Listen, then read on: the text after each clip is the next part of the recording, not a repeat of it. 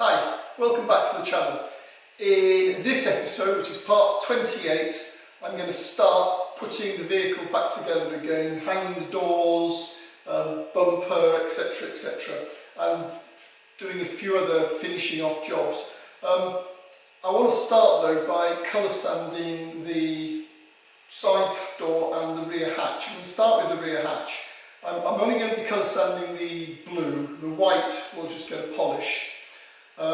So I'm going to start with 1000 grit wet and dry, then 2000, then 3000. I'm going to then polish it with this G3 liquid compound on a medium sponge and then finish it off with a bit of polish.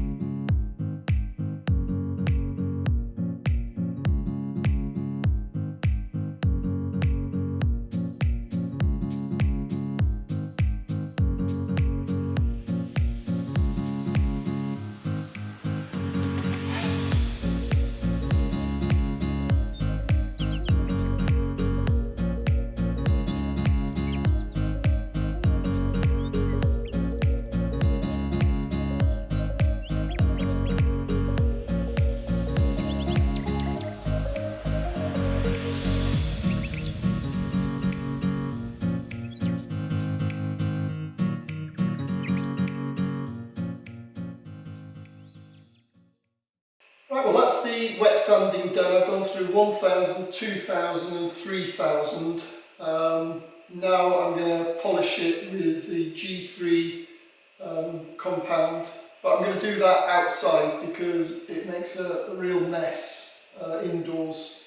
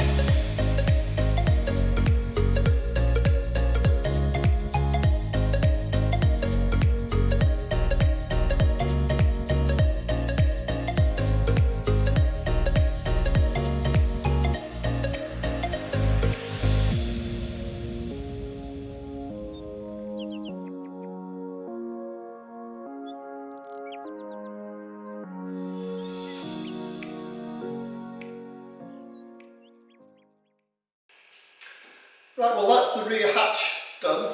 It's come out really nicely. As I say, I'll go over it again, do a final polish when I get the whole bus back together again. So now I'm going to get started on the sliding door.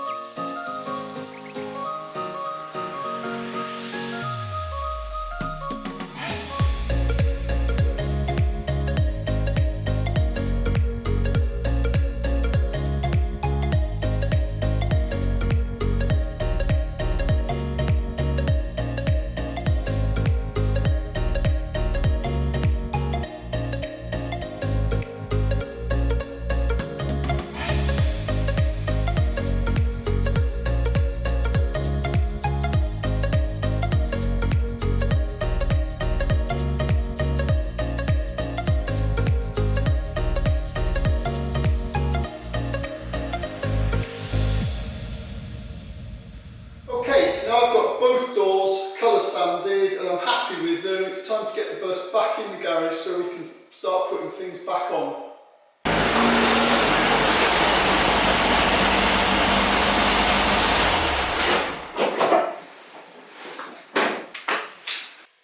Right, now I've got the bus back into the garage. First thing I want to do is tackle these runs that I've got.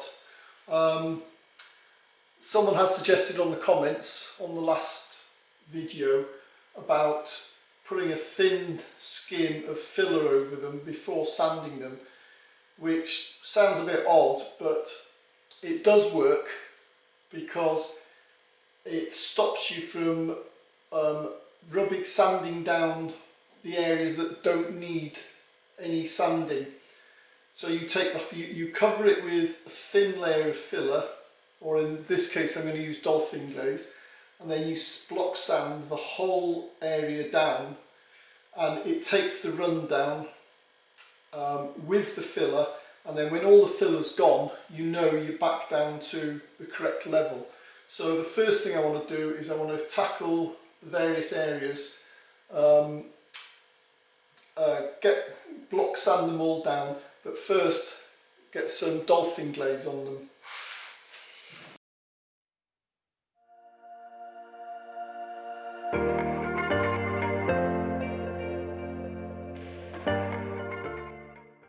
Now the dolphin glaze is dry, I'm going to use 400 grit, wet and dry, on a small block to block sand it all flat.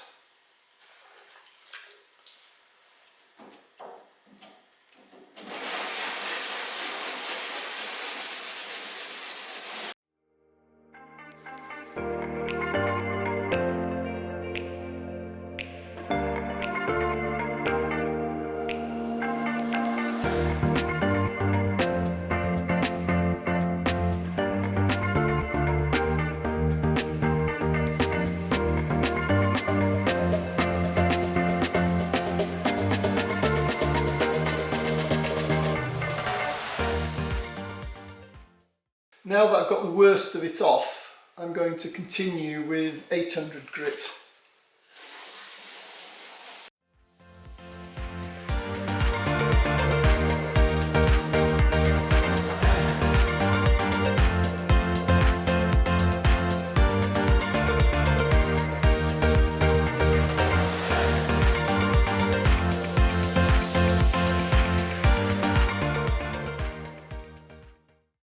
Right, well, you can see that what's happened that I didn't want to happen, in that I've gone through to the primer in that area just there,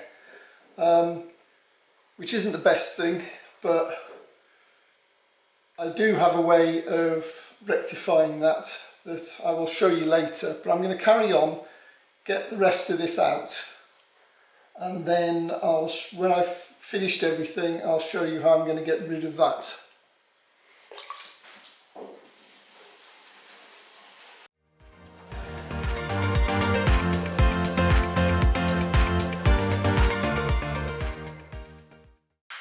Okay, let's have another go on this area here, and I've actually made my block smaller so that I can be more localised. So again, starting with 400 grit.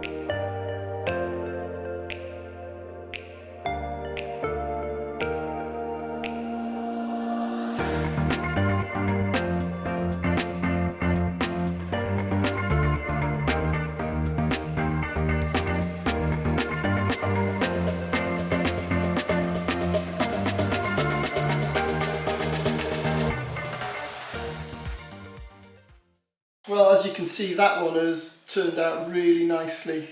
A good way to test it is to put a rag under your fingers and run it across.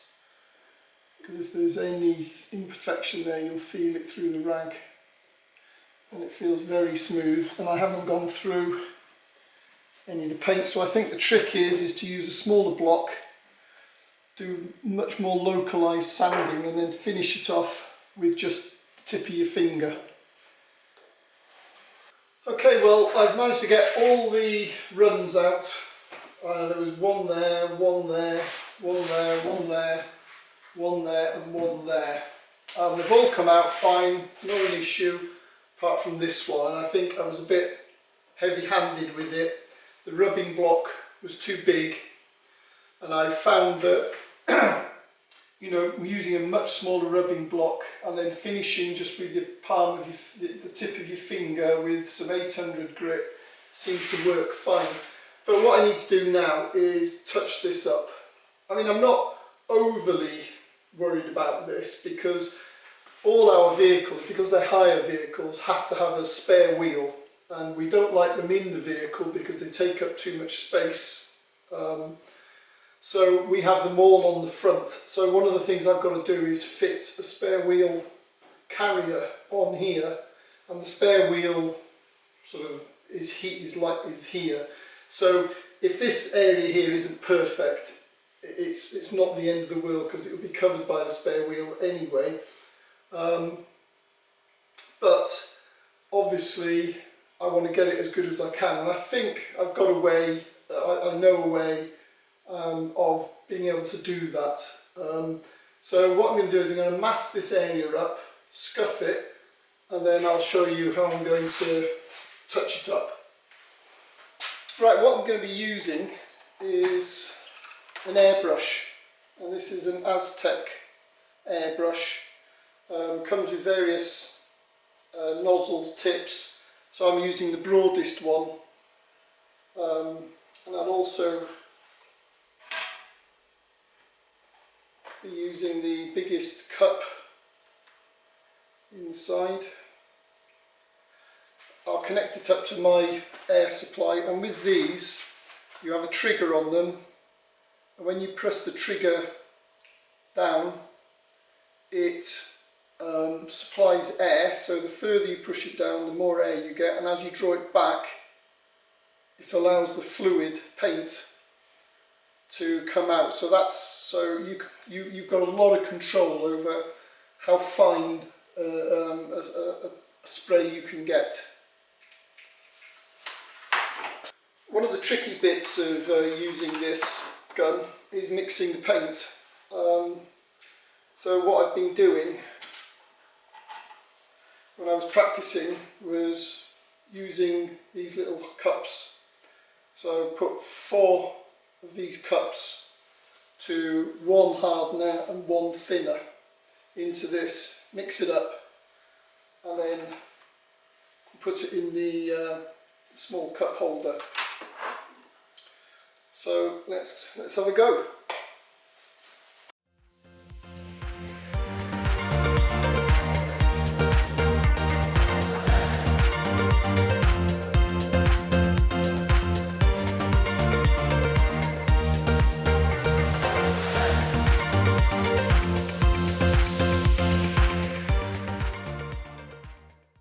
Right, I'm now ready to give it a go. So I've got the air pressure set to 50 psi. So I press down to the air, pull it back, and start getting paint coming out.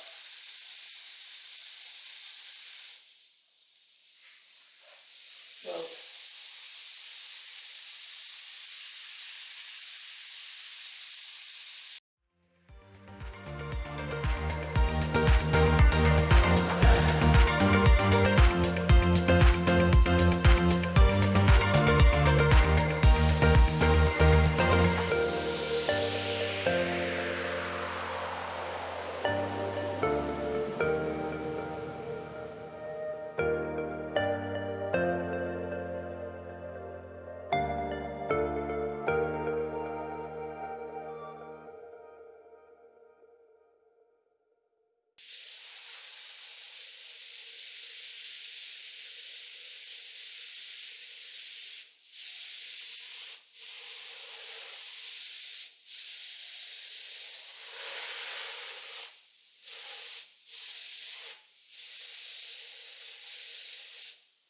Right, well that seems to have gone really well. I'm hoping, I reckon when it's colour sanded, polished, I don't think you'll see it. So, but we'll wait and see. Jury's out. So we'll get the masking off.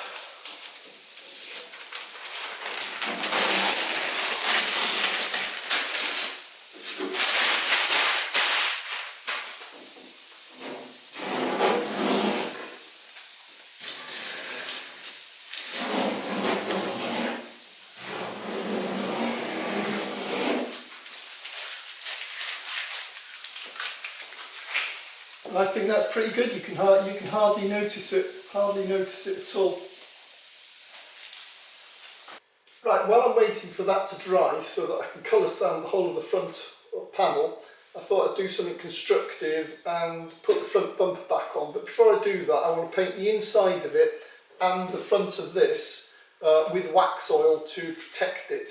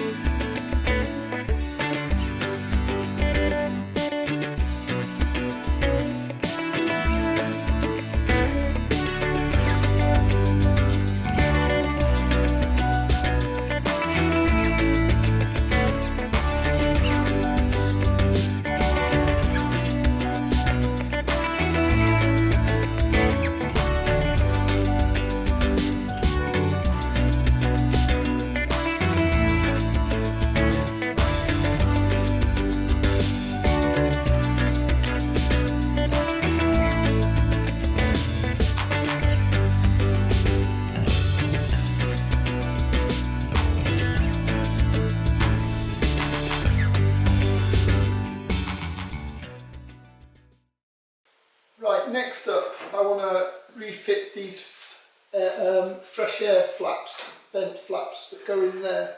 I've shot blasted these and painted them with a satin black.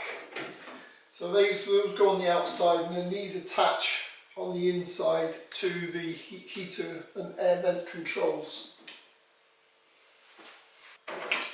Before I can fit them though, I need to clean out all the threads with a thread cutter.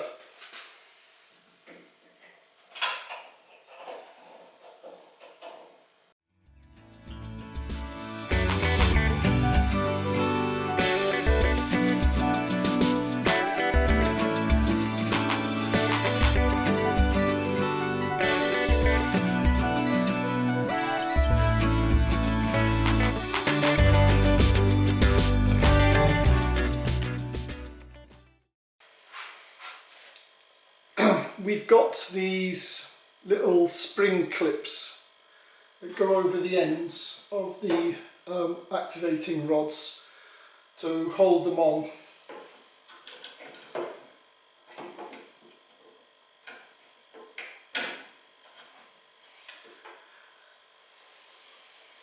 And the screws that I'm using are all stainless steel, same as the bolts that I put to secure the bumper. It just makes sure that they don't rust.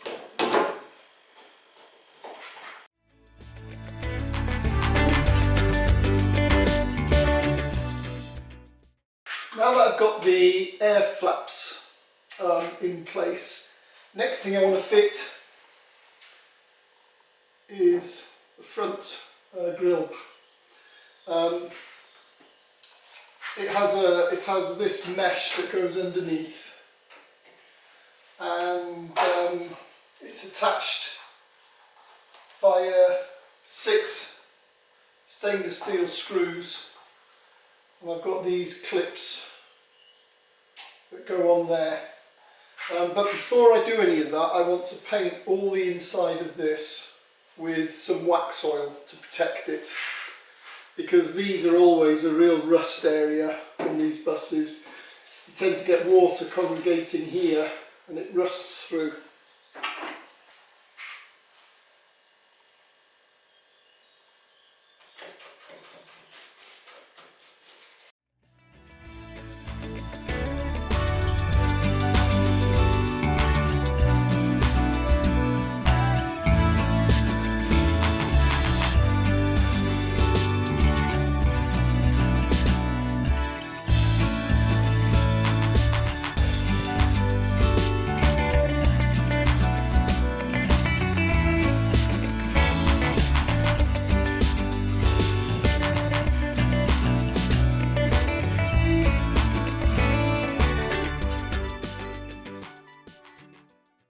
next up is I want to fit the 8 securing bolts, screws, to secure the dash top to the front panel. So I'm using, again, stainless steel set screws with stainless steel washers and nylon nuts, locking nuts. I'm using stainless steel obviously because this is another rust area on these buses where you get condensation on the window and it runs down on the inside and then rusts out these bolts. So, you know, it'll just look a lot nicer if in the future they never rust.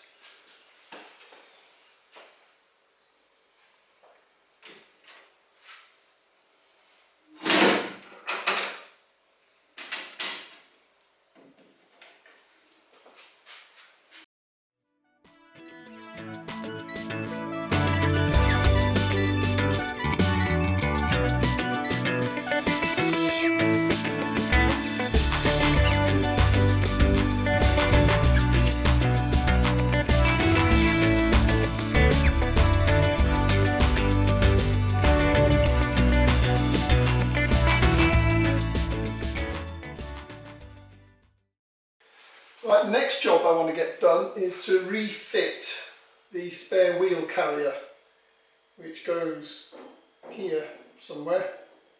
I took a measurement off the vehicle before I cut it all up, took this front panel off, and the first hole comes 194 millimeters from this edge here down. So I need to find the centre and then mark out the 2 top holes.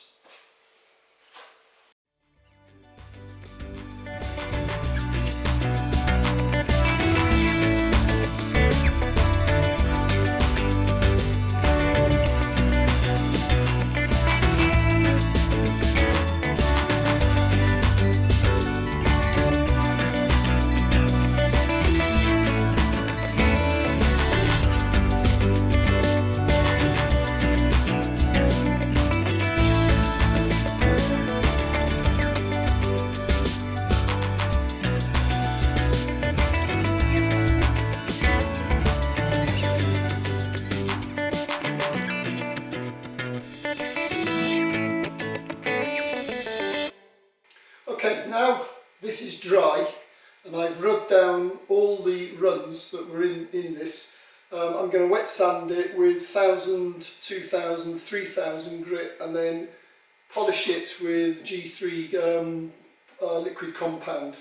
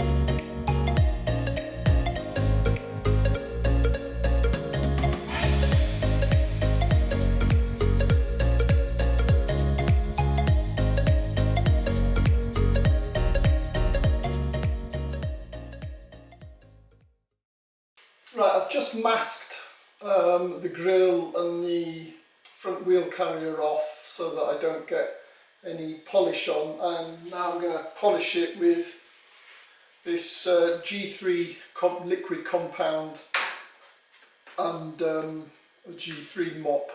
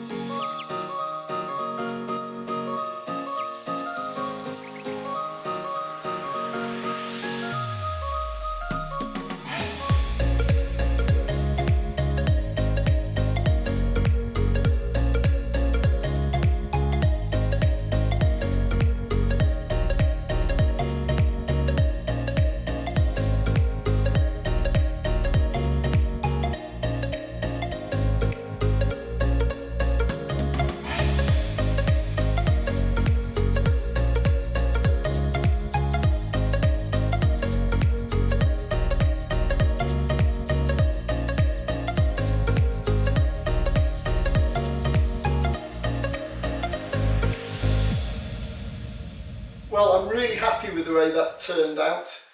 It's really nice and flat and got a good shine to it, and all I need to do with the front end now is headlamps, side lights, spare wheel and the windscreen and number plate, and I'm all done. But that's going to be in the next episode. So until then, thanks for watching. Please like, comment, subscribe, and I'll see you on the next one.